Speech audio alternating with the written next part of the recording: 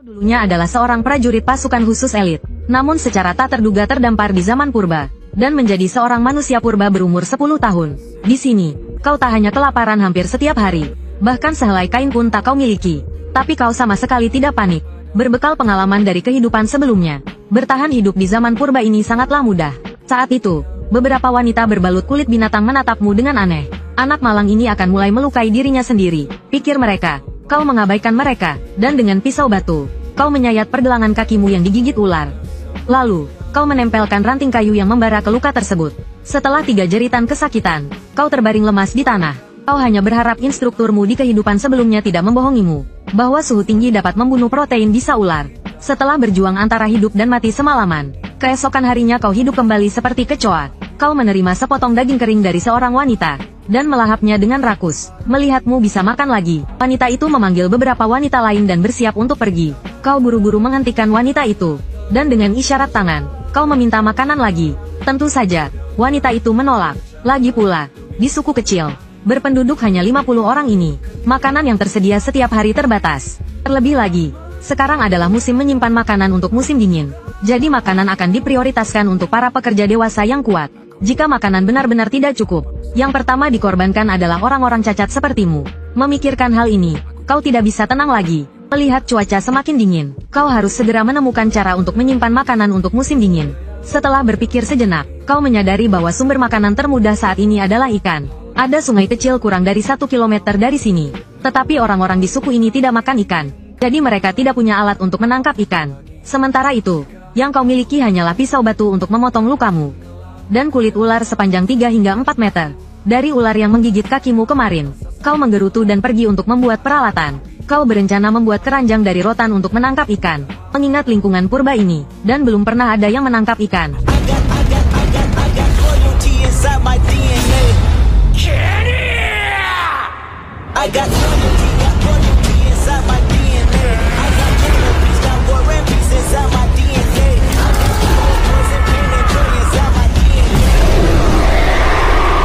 Seharusnya banyak ikan di sungai. Tak lama kemudian, kau kembali ke mulut gua dengan seikat besar rotan, dan mulai membuat keranjang. Beberapa anak kecil mengelilingimu, penasaran melihat apa yang kau lakukan. Mereka mengoceh, tapi tak ada kata yang bisa kau mengerti. Beberapa wanita sedang menjemur alang-alang di dekat gua. Itu akan menjadi tempat tidur dan selimut mereka di musim dingin. Tiba-tiba, terdengar teriakan ketakutan dari kejauhan. Dari arah teriakan itu, terlihat di tepi hutan sebelah barat gua, kepala suku yang berjanggut dan 2 pria lainnya, masing-masing membawa telur burung raksasa, sambil berlari dan berteriak. Bersamaan dengan itu, terdengar beberapa jeritan melengking. Seekor burung raksasa setinggi lebih dari 3 meter mengejar kepala suku. Kau berteriak, cepat buang telurnya. Sayangnya, tidak ada yang mengerti. Kepala suku tidak melepaskan telur burung itu, dan burung raksasa itu pun tidak melepaskannya. Tak lama kemudian, kepala suku terkejar dan dipatuk burung raksasa itu. Dia langsung tewas di tempat. Kedua pria dewasa yang berlari bersamanya, cepat buang telurnya, berbalik dan lari ke tepi hutan, lalu panjat pohon. Akhirnya lolos dari maut. Namun, teman-temanmu masih terlalu kecil dan belum pernah berburu. Belum pernah melihat pemandangan mengerikan seperti itu. Mereka langsung berteriak ketakutan. Burung moa kehilangan targetnya, tetapi teriakan anak-anak menarik perhatiannya. Ia langsung berbalik arah dan berlari menuju gua. Para wanita di dalam gua segera menarik anak-anak, termasuk anakmu, ke dalam gua. Lalu mereka bersama-sama mendorong batu besar bulat untuk menutup pintu gua. Ketika pintu gua hampir tertutup, hanya tersisa celah 30 cm. Paruh besar burung moa tiba-tiba masuk melalui celah itu, menembus celah tersebut, tetapi celah itu terlalu kecil. Tubuhnya tidak bisa masuk. Akhirnya aman. Meskipun begitu, anak-anak masih menangis ketakutan. Kamu langsung membentak mereka. Diam. Siapa yang menangis lagi? Akan kulempar keluar. Meskipun anak-anak tidak mengerti apa yang kamu katakan, mereka takut dengan ekspresi wajahmu yang galak. Mereka langsung diam. Burung moa tidak bisa mendobrak batu itu. Ia berteriak beberapa kali, lalu berbalik meninggalkan gua. Lihat itu. Kamu diam-diam berjalan ke pintu gua, dan mengintip melalui celah. Saat itu, tidak ada orang di tanah lapang di depan gua. Tetapi burung moa itu belum pergi. Ia berbalik dan berjalan ke arah tubuh ketua suku, dan mulai mematuknya. Kamu menggertakkan gigi dan memutuskan untuk membunuh burung moa itu. Ia sudah merasakan daging manusia, dan tahu lokasi sukunya. Di masa depan, sukunya tidak akan pernah aman. Tetapi sekarang kamu tidak punya senjata. Melawannya dengan tongkat sama saja dengan bunuh diri. Saat itu, kamu melihat kaki panjang burung moa, dan tiba-tiba terlintas ide di benakmu. Kamu segera mulai mempersiapkannya. Pertama, kamu mencari dua batu seukuran kepalan tangan. Lalu kamu melepaskan kulit ular yang melilit pinggangmu, dan mengikat batu-batu itu di kedua ujungnya. Setelah selesai, kamu membawa umban sederhana itu, dan keluar melalui celah gua. Orang-orang di dalam gua terkejut, dan ingin mengejarmu, tetapi takut burung moa itu kembali. Mereka hanya bisa menyaksikan dengan cemas dari dalam gua. Kamu diam-diam bersembunyi di balik semak-semak dan berjalan membungkuk. Burung moa itu masih asyik menikmati makanannya, tidak menyadari bahwa seorang pembunuh yang ditakuti musuh sudah mengincarnya. Detik berikutnya, kamu diam-diam berdiri, memegang bagian tengah kulit ular dan memutar umban dengan cepat. Kedua batu itu berputar. Karena gaya sentrifugal, kulit ular langsung tertarik lurus. Burung moa menyadari gerakanmu, mengangkat kepalanya, berteriak, dan berlari ke arahmu. Ia semakin mendekat. Para wanita dan anak-anak di pintu gua berteriak ketakutan, menyuruhmu pergi, tapi kamu tetap berdiri di tempat, tenang seperti biasanya. Ketika burung moa berjarak 30 meter darimu, kamu melemparkan umban ke arahnya. Umban yang dilempar berputar di udara, dan segera melilit kaki panjang burung moa, yang sudah berlari 10 meter mendekatimu. Burung moa itu langsung kehilangan keseimbangan dan jatuh. Kedua sayap kecilnya mengepak-ngepak, tapi ia tak bisa berdiri. Para wanita dan anak-anak di mulut gua tercengang. Mulut mereka menganga, tak percaya dengan apa yang baru saja terjadi. Kamu segera memanggil dua anak untuk menahan leher burung moa. Sementara itu, kamu mengambil batu besar dan memukulkannya dengan keras. Darah muncrat dari kepala burung moa. Tubuhnya berhenti meronta. Kedua anak itu, mungkin terpicu oleh darah, juga mengangkat batu dan memukulkannya ke kepala burung moa. Setelah beberapa pukulan, burung moa akhirnya mati. Kedua anak itu menatapmu dengan penuh kagum, tapi mereka tidak tahu harus berkata apa. Kamu melepaskan kulit ular dari kaki burung moa dan mengikatnya kembali ke pinggangmu. Lalu kamu memberi isyarat kepada keduanya untuk membantumu membawa burung moa kembali ke gua. Mereka berdua sekarang sangat patuh, seperti anak buahmu. Kalian bertiga bersama-sama menarik kaki burung moa menuju gua. Melihat kalian bertiga membawa buruan sebesar itu, orang-orang di dalam gua tidak bisa tinggal diam. Mereka berteriak meminta batu besar digeser dan bergegas keluar dari gua untuk membantu. Dua pria dewasa yang bersembunyi di pohon juga turun. Mereka menyaksikan sendiri bagaimana kamu berburu burung moa sendirian. Mereka juga sangat kagum padamu. Ini pertama kalinya dalam sejarah suku mereka mendapatkan buruan sebesar ini. Kembali ke gua. Kamu meminta para wanita untuk menyimpan bulunya untukmu. Sisanya terserah mereka. Sekarang bahayanya sudah lewat. Kamu akan melanjutkan menganyam keranjangmu. Kira-kira 1 jam kemudian, 2 keranjang anyaman sudah selesai. Kamu mengisi keranjang dengan jeroan burung moa dan pergi ke sungai. Dalam perjalanan, seorang wanita melihatmu pergi ke sungai sendirian dan mengikutimu. Di dalam hatinya, ia menganggapmu hebat, jadi ia harus mengawasimu. Dan kedua anak laki-laki yang baru saja mengakuimu sebagai pemimpin, melihatmu membuat benda aneh lagi dan akan pergi. Mereka segera mengejarmu. Kalian berempat segera sampai di sungai. Kamu berdiri di tepi sungai dan mengamati dengan seksama. Namun, semakin kamu melihat, semakin kamu terkejut. Hanya dalam beberapa menit, kamu melihat beberapa kali ikan besar memakan ikan kecil. Ternyata ada ikan pemakan daging di sungai ini. Tapi harus diakui, lingkungan ekologi di sini sangat bagus. Air sungai sangat jernih hingga dasar sungai terlihat. Banyak ikan di dalamnya. Setelah memilih tempat, kamu memasukkan beberapa jeroan burung moa ke dalam keranjang. Lalu kamu memegang erat tali rumput pada keranjang dan memasukkannya ke dalam sungai. Bau amis daging dengan cepat menyebar di air. Ikan-ikan dalam radius 20 meter menjadi gelisah, dan dengan cepat berenang ke arahmu. Mereka berlomba masuk ke dalam keranjang dan berebut jeroan. Kamu dengan cepat menarik keranjang keluar dari air. Selain yang berhasil kabur, masih ada 4 ikan besar di dalam keranjang. Ikan-ikan di sungai tidak hanya tidak kabur, tapi malah berkerumun di bawah berebut jeroan. Ini membuatmu merasa seperti memberi makan ikan koi di taman. Kamu tak bisa menahan tawa gembira. Ikan-ikan ini benar-benar belum pernah melihat trik seperti ini. Mereka tidak bisa mengenali jebakan sesederhana ini. Kedua anak kecil dan wanita dewasa itu terkejut. Melihat benda aneh itu dimasukkan ke dalam air dan diangkat. Bisa menangkap makhluk tak berkaki dari dalam air. Tapi mereka masih belum mengerti untuk apa makhluk itu ditangkap. Kamu meletakkan 4 ikan di tanah. Dengan hati-hati membersihkannya dan memotong sepotong sashimi. Lalu kamu memakannya. Melihatmu mengunyah sashimi, mereka langsung mengerti kalau itu bisa dimakan. Mereka pun meniru caramu, memotong sepotong dan memakannya. Mata wanita itu langsung berbinar. Dia langsung menyadari bahwa ini adalah sumber makanan baru. Sambil bersuara, dia memberi isyarat, memintamu mengajari dia cara menangkap ikan. Namun, kamu tidak membiarkannya melakukan itu. Kamu malah memberi mereka bertiga tugas. Wanita dan seorang anak bertugas membersihkan ikan. Anak yang lain menggantungkan ikan yang sudah dibersihkan pada tongkat kayu dengan rumput, untuk dibawa kembali ke perkampungan. Sementara kamu melanjutkan menangkap ikan. Sekarang semua ikan berkumpul bersama. Kamu pun berjongkok di tepi sungai dan menggunakan keranjang. Setiap kali keranjang dicelupkan, hasilnya lumayan banyak. Begitu seterusnya selama beberapa saat. Akhirnya ikan yang tertangkap mencapai lebih dari 200 ekor. Yang terbesar beratnya sekitar 10 jin, sekitar 5 kilogram. Mereka bertiga pasti tidak bisa membawanya pulang. Jadi, seorang anak disuruh kembali untuk memanggil beberapa anak yang lebih besar untuk membantu. Akhirnya, rombongan itu memikul dan menggendong ikan, berjalan menuju gua. Saat itu, rombongan yang mengumpulkan buah dan berburu sudah kembali, karena tidak punya alat. Buruan yang didapat kebanyakan hewan kecil seperti kelinci dan ayam hutan. Saat itu, anak-anak kembali ke gua sambil membawa ikan. Mereka semua berteriak kepada orang dewasa, memamerkan hasil tangkapan mereka hari ini. Tadinya, para orang dewasa masih sedih karena kematian kepala suku. Tetapi ketika mereka melihat hasil tangkapanmu, mereka langsung gembira kembali. Tragedi kematian kepala suku langsung terlupakan. Setelah membersihkan hasil tangkapan hari ini, semua anggota suku berkumpul di luar gua. Di tanah lapang depan mulut gua, ditumpuk kayu bakar yang banyak. Jenazah kepala suku diletakkan di atasnya. Seorang tetua berkepala tanduk kambing menyalakan tumpukan kayu. Api yang berkobar dengan cepat melahap jenazah kepala suku. Cahaya api menyinari wajah setiap orang. Anak-anak menelan ludah mencium aroma daging panggang. Mereka sama sekali tidak merasa sedih.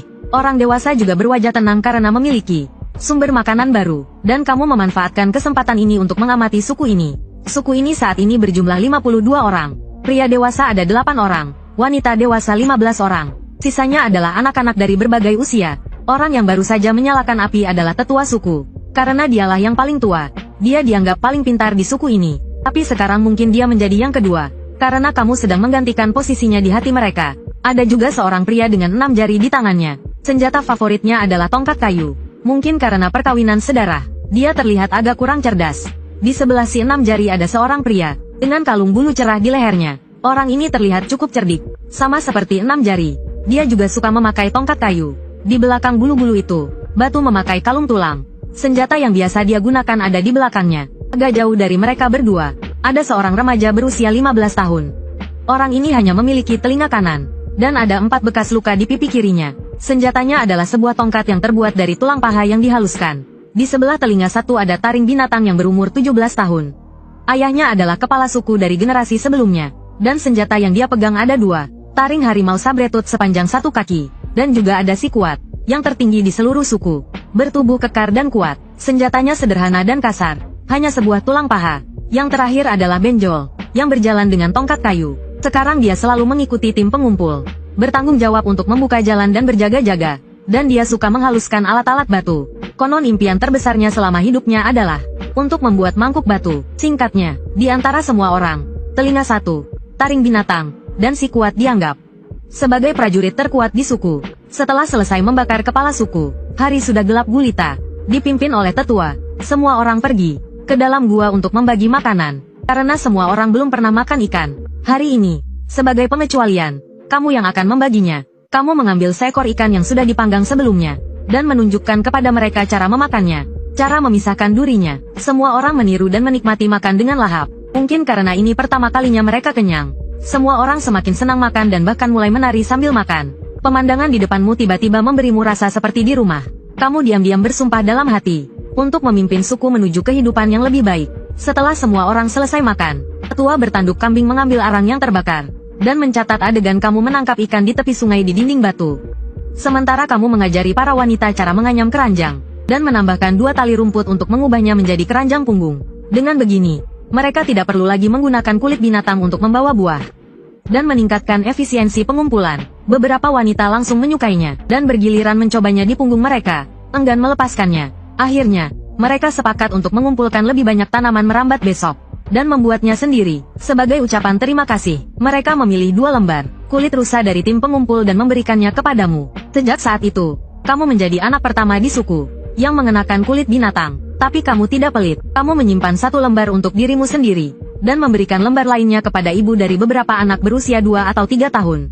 Agar mereka bisa membuatkan pakaian untuk anak-anak mereka. Perlu diketahui bahwa anak-anak memiliki daya tahan tubuh yang lemah, dan di masyarakat primitif tidak ada teknologi medis.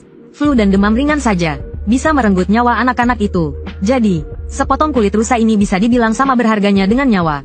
Kamu yakin jika suatu hari kamu membutuhkan bantuan mereka, mereka pasti tidak akan melupakan kebaikanmu. Keesokan harinya, kamu bangun pagi-pagi sekali. Setelah melakukan beberapa gerakan senam militer sederhana, kamu merasa sedikit haus. Tetapi melihat air di mangkuk batu yang diminum bersama-sama, kamu masih agak ragu untuk meminumnya. Sepertinya sudah waktunya untuk membakar beberapa wadah untuk air. Tak lama kemudian, anggota suku juga keluar dari gua sambil mengobrol riuh. Tapi hari ini mereka tidak terburu-buru untuk berburu. Tetua mengumpulkan semua pria dewasa di tanah lapang dekat mulut gua. Saat ini, dia memegang mahkota bulu hijau milik kepala suku. Sepertinya mereka akan memilih kepala suku baru. Kamu tidak menghiraukan mereka dan berbalik menuju sungai. Kamu belum dewasa dan tidak memenuhi syarat untuk berpartisipasi dalam pemilihan demokratis ini. Tapi tak disangka, kamu baru saja berjalan beberapa langkah ketika telinga satu sambil berteriak, menarikmu ke arah tetua. Saat kamu kebingungan, tetua mulai berbicara sambil memberi isyarat. Sepertinya kekuatanmu telah diakui oleh semua orang, dan mereka ingin kamu ikut dalam pemilihan kepala suku. Jika begini, kamu tentu tidak akan melewatkan kesempatan ini. Hanya dengan menjadi kepala suku kamu dapat memerintah semua orang. Cara pemilihan kepala suku sederhana dan kasar. Tanpa senjata, tidak boleh melukai orang lain dengan parah. Yang terkuat akan menjadi kepala suku berikutnya. Segera, telinga satu dan taring binatang menang berturut-turut. Dan tiba saatnya mereka bertarung. Karena fisikmu tidak diuntungkan, kamu tidak maju duluan untuk menantang. Pertama, telinga satu melawan taring binatang. Keduanya saling pukul tanpa ada keindahan sama sekali. Lebih mengandalkan kekuatan. Daya tahan telinga satu tidak terlalu bagus. Tapi kekuatan ledakannya lumayan. Tak lama kemudian dia menemukan kesempatan. Dan menerkam taring binatang. Menindihnya. Taring binatang meronta beberapa kali tapi tidak bisa bangun. Terengah-engah dengan mulut ternganga. Dia hanya bisa menyerah dengan tidak rela. Telinga satu menatap mahkota bulu hijau di tangan tetua. Dan tidak bisa menahan diri untuk berteriak kegirangan. Itu adalah kegembiraan kemenangan. Dan juga tantangan untuk si kuat. Si kuat segera berdiri. Dengan tinggi 1,9 meter. Dia berdiri di sana. Seperti menara besi. Telinga satu langsung merasa kecil. Tapi dia tidak takut. Malah berteriak dan menyerang lebih dulu. Namun, begitu dia sampai di dekat si kuat, kedua bahunya langsung dicengkeram oleh tangan besar si kuat yang seperti sekop kecil. Sebelum dia sempat bereaksi, dia mendengar raungan keras di telinganya. Lalu dia terlempar beberapa meter jauhnya. Dan jatuh ke tanah dengan bunyi gedebuk. Tidak bisa bangun untuk sementara waktu. Si kuat memukul dadanya dengan gembira, dan berbalik untuk menerima mahkota bulu dari tetua. Para anggota suku juga berteriak kegirangan, menunjukkan persetujuan mereka terhadap kepala suku baru ini. Saat itu, sebuah suara yang tidak selaras terdengar. Tunggu dulu, masih ada aku. Kamu berjalan cepat ke arahnya, dan merebut mahkota bulu dari tangannya. Beberapa helai bulu terlepas dan jatuh ke tanah. Si kuat marah, memukul dadanya dan meraung marah. Tapi kamu tidak gentar, malah menggenggam mahkota bulu itu lebih erat. Kamu menggunakan sedikit bahasa daerah suku, untuk menyatakan niatmu kepada semua orang. Aku mengalahkannya, aku akan jadi ketua. Suku yang menonton langsung heboh. Semua berteriak, entah apa yang mereka katakan. Tapi sepertinya tidak ada yang keberatan. Di tengah tatapan takjub anggota suku, kau dan Dali berjalan ke tengah arena. Dali menatapmu yang tingginya hanya sebatas dadanya. Dengan tatapan penuh percaya diri dan meremehkan, anggota suku yang menonton bersorak, memberi semangat padamu. Tanpa ragu, kau berlari cepat ke arah Dali. Kau menginjak paha Dali yang sedikit ditekuk dan melompat tinggi. Lutut kananmu menghantam dagu Dali dengan keras. Sebelum semua orang bereaksi, Dali langsung jatuh tersungkur. Ia berguling-guling di tanah sambil mengerang. Semua anggota suku yang hadir tercengang. Dali adalah pejuang terkuat di suku mereka. Kalaupun kalah, seharusnya tidak secepat ini. Apalagi lawannya hanyalah seorang anak kecil. Tetua tiba-tiba menjadi sangat gembira. Sebuah perasaan kuat yang tak beralasan muncul di hatinya. Seluruh suku mungkin akan menjadi semakin kuat. Karena anak ini, sebelum dia sempat memberi instruksi, kau sudah diangkat tinggi-tinggi oleh semua anggota suku. Merayakan kelahiran ketua baru. Dalam 2 hari, kau telah membawa banyak keajaiban bagi suku. Hasil ini memang sesuai harapan semua orang. Saat itu, tetua mengambil mahkota bulu, yang baru saja kau rusak. Ia menatapmu dengan sedikit bingung. Simbol kepemimpinan yang telah diwariskan selama beberapa generasi kini telah hilang. Bagaimana dengan citra ketua baru? Ia tidak tahu kalau kau sengaja merusak mahkota bulu itu. Bercanda saja, memakai bulu hijau di kepala, itu tidak mungkin. Saat itu, Dali sudah siuman. Ia jelas masih belum terima. Di tengah seruan kaget semua orang, ia dengan cepat menerjangmu. Melihat itu, kau langsung melompat turun. Saat ia mendekat, kau mencengkeram 2 jarinya dan menariknya ke depan. Lalu kau berputar ke belakang Dali, dan menendang keras bagian belakang lututnya. Dali langsung tersungkur. Semakin ia berontak, semakin sakit rasanya. Tidak sampai 2 menit, pria sekuat Dali pun terpaksa memohon ampun sambil menangis terseduh-seduh. Kau lalu melepaskan pria besar yang menangis terseduh-seduh itu. Lalu kau berbalik dan masuk ke dalam gua. Kerumunan kembali riuh. Anak-anak bersorak, merayakan kemenangan pertama anak di bawah umur melawan orang dewasa. Para wanita berdiskusi di mana mereka pernah melihat tanaman rambat itu. Berharap ketua baru mengajari mereka membuat keranjang lagi nanti malam. Ketua menatap gua dengan tatapan rumit. Entah apa yang dipikirkannya. Saat itu, kau muncul kembali di hadapan semua orang dengan penampilan baru. Kau mengenakan pakaian kulit rusa sederhana. Rambut hitam panjangmu diikat dengan kulit ular. Kau terlihat bersih, segar, dan tangkas. Ini gaya rambut barumu setelah dipikirkan matang-matang. Katanya, gaya seperti ini sudah ada sejak zaman dinasti Shang dan Zhou. Para petani zaman dulu mengikat rambut mereka, karena rambut tergerai mengganggu saat bertani. Ini juga salah satu ciri khas suku Han, yang mayoritas bermata pencaharian bertani. Di bawah tatapan kagum anggota suku, kamu berjalan ke tengah kerumunan dan mulai mengatur pekerjaan hari ini. Pertama, kamu mengatur ulang tim pengumpul. Suku ini sekarang memiliki 15 wanita dewasa, 6 diantaranya sedang hamil. Sisanya 9, ditambah Liu Muzi, jadi 10 orang. Tapi hari ini kamu hanya mengirim 8 wanita untuk mengumpulkan makanan.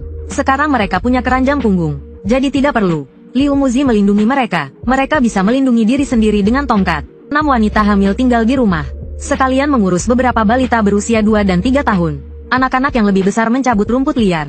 1 wanita lagi membawa 2 anak laki-laki ke sungai untuk menangkap ikan. Sekarang semua orang punya pekerjaan, kecuali Liu Muzi. Dia terlihat agak sedih. Untuk pria yang bersumpah akan menghabiskan seumur hidupnya untuk membuat lesung batu ini, kamu berencana memintanya untuk membuat tembikar. Tapi membuat tembikar tidak semudah itu. Masih banyak yang harus dipersiapkan. Jadi, kamu memberinya pekerjaan lain dulu. Ikan yang ditangkap kemarin belum dikeringkan. Dalam cuaca seperti ini, tanpa garam, ikan akan cepat busuk. Setelah dia sapi, ikan bisa tahan selama beberapa tahun. Kamu menunjukkan caranya kepada Liu Muzi, lalu menyerahkan semua ikan kepadanya. Kamu pergi ke tanah lapang di depan gua dan mulai menggali lubang untuk membuat tungku. Tungku ini terdiri dari 3 tingkat. Tingkat paling bawah untuk membuang abu dan memasukkan udara. Tingkat tengah untuk kayu bakar. Tingkat atas untuk menempatkan tembikar. Butuh waktu 3-4 jam untuk menyelesaikan pembangunan tungku. Tapi tungku yang basah tidak bisa digunakan. Jadi, kamu memanggil 2 anak yang menangkap ikan kemarin untuk menyalakan api di setiap tingkat dengan kayu bakar. Besok tungku ini sudah bisa digunakan. Setelah mengatur semua pekerjaan, kamu pergi ke sungai untuk memilih tanah liat. Kamu menemukan batu bulat yang halus dan rata sebagai meja kerja. Tanah liat yang digali dibentuk dengan cara dipukul dan diremas. Pertama, kamu membuat lempengan tanah liat bundar. Lalu, kamu membuat gulungan tanah liat dan menempelkannya lapis demi lapis di atas lempengan. Kemudian dibentuk. Terakhir, kamu merapikan sambungannya. Produk setengah jadi pertama pun selesai. Sebuah guci kecil dengan alas kecil dan mulut lebar. Kemudian, dengan cara yang sama, kamu membuat 4 guci lagi. Kamu meletakkannya di samping gua untuk dijemur. Kamu meminta anak-anak yang menyalakan api untuk menjaganya agar tidak disentuh orang lain. Selanjutnya, kamu membuat beberapa panci tanah liat bergagang 2 dan puluhan mangkuk tanah liat, serta beberapa peralatan makan kecil. Barang-barang ini tidak perlu indah, yang penting berguna. Saat ini, kamu masih belum yakin berapa banyak yang akan berhasil dibakar. Ketika sore hari hampir tiba, kamu memasukkan semua produk setengah jadi ke dalam tungku. 2 anak dan Liu Muzi berdiri di samping, memperhatikan dengan seksama. Kepala suku baru ini membuat banyak pot tanah liat dalam sehari. Entah bisa dipakai atau tidak, terutama lumpuh yang paling bimbang. Dia berharap wadah tanah liatnya bisa digunakan, tapi juga berharap tidak bisa. Kalau tidak, usahanya menggosok wadah selama bertahun-tahun akan sia-sia. Kau mengabaikan mereka, dan duduk di samping perapian, menambahkan kayu bakar. Kau mengipasinya dengan kulit binatang. Begitu terus hingga sore hari. Para anggota suku yang pergi keluar mulai kembali ke perkampungan. Para wanita pulang dengan hasil panen yang melimpah. Keranjang mereka penuh dengan buah-buahan liar, dan juga seikat besar rotan. Sepertinya mereka bersiap untuk membuat keranjang baru. Para pria juga mendapat banyak hasil buruan hari ini. 2 ekor burung besar yang mirip kalkun, beberapa telur burung, dan beberapa ekor marmut. Ditambah dengan lebih dari 100 ikan yang ditangkap hari ini. Hasil panen seluruh suku sangat melimpah. Semua makanan yang tidak dimakan hari ini bisa disimpan. Beberapa wanita hamil akan segera melahirkan, dan mereka akan memiliki cukup makanan. Saat kau melihat melalui lubang pengamatan tungku, mangkuk tanah liat di atasnya mulai memutih. Kau merasa sudah hampir matang. Jadi kau membiarkan api di dalamnya padam dengan sendirinya. Kau berpikir untuk membiarkan tembikar itu mendingin semalaman, dan membukanya besok pagi. Setelah bekerja seharian, para anggota suku sangat lelah. Tetapi mereka berkumpul di sekitar api unggun. Dengan senyum bahagia di wajah mereka, mereka tidak perlu kelaparan lagi. Terutama karena kau telah memasak kedua burung besar itu menjadi ayam panggang tanah liat. Mereka belum pernah makan makanan selezat ini, tapi kau tidak nafsu makan. Karena makanan ini hanya ditaburi sedikit garam kasar, dan rasanya hambar. Garam kasar saat ini sangat berharga. Katanya, garam ini ditukar dengan suku lain. Dalam hati, kau berencana, apakah kau bisa menukar tembikar dengan lebih banyak garam? Setelah semua orang selesai makan, para wanita kembali ke gua untuk mulai membuat keranjang. Mereka menyadari bahwa keranjang memang sangat berguna. Hari ini, jumlah orang dalam tim pengumpul lebih sedikit, tetapi hasil panennya justru lebih banyak. Kau membagikan semua kulit binatang. Sekarang, beberapa anak bisa berbagi selimut. Keesokan paginya, saat bangun tidur, kau segera memeriksa hasil pembakaran tembikar. Lumpuh segera menarik tetua untuk melihatnya. Dia berbicara dengan tetua dengan bersemangat. Dia tampak sangat gugup. Kau sendiri juga sangat gugup. Bagaimanapun, rencanamu untuk menukar garam, dan juga sup daging yang kau idam-idamkan. Selama beberapa hari ini kau sudah bosan makan daging panggang yang kering. Dengan perasaan seperti membuka telur emas, kau membuka penutup tanah liat di atas tungku. Kau mengintip ke dalam, dan melihat semua mangkuk tanah liat berwarna merah tanah yang cerah. Karena suhu yang terlalu tinggi, permukaannya tampak sedikit meleleh. Namun, permukaannya tampak halus dan berkilau seperti dilapisi glasir, di luar dugaan. Melihat itu, Lumpuh langsung merebut salah satu mangkuk tanah liat, dan mengelus-elusnya dengan penuh semangat. Lalu, dia melempar tongkatnya yang selalu dibawanya, dan berlari terhuyung-huyung kembali ke gua. Tidak lama kemudian, dia kembali, dengan semangkuk air. Dia dengan gembira menunjukkan kepada anggota suku, wadah cantik yang bisa menampung air ini. Kamu tersenyum dan terus mengeluarkan tembikar. 4 panci dan 4 guci kecil berhasil dibakar. Permukaannya halus tanpa retakan sedikit pun. Hanya 2 guci yang berhasil dibuat. Sisanya meleleh dan menempel satu sama lain. Dari lebih 20 mangkuk, hanya 12 yang bisa digunakan. Satu persatu tembikar berwarna tanah liat merah dikeluarkan dari tungku. Selain rasa takjub, para anggota suku juga merasa gembira. Si taring dan si tangan kekar adalah yang tercepat. Mereka masing-masing memeluk sebuah guci dan berlari ke sungai. Tak lama kemudian, mereka kembali dengan 2 guci berisi air. Meskipun gembira, sang tetua masih bisa tetap tenang. Dengan isyarat dan kata-kata, ia bertanya kepadamu bagaimana cara membuatnya. Belum sempat kamu menjawab, kedua anak yang membantumu kemarin langsung berebut menjelaskan kepadanya. Ini terbuat dari tanah liat yang dibakar. Namun, yang paling kamu pedulikan adalah apakah tembikar ini bisa ditukar dengan garam. Kamu mengisyaratkan pertanyaan ini kepada sang tetua. Tanpa diduga, sang tetua menatapmu dengan tatapan seperti melihat anak yang boros, sambil menunjuk tembikar besar dan kecil, dan juga orang dewasa dan anak-anak di suku. Dengan sedih ia memberitahumu betapa berharganya barang ini. Suka dengan cerita ini? Jangan lupa klik tombol like, komen, share dan subscribe. Nantikan cerita seru lainnya. Terima kasih.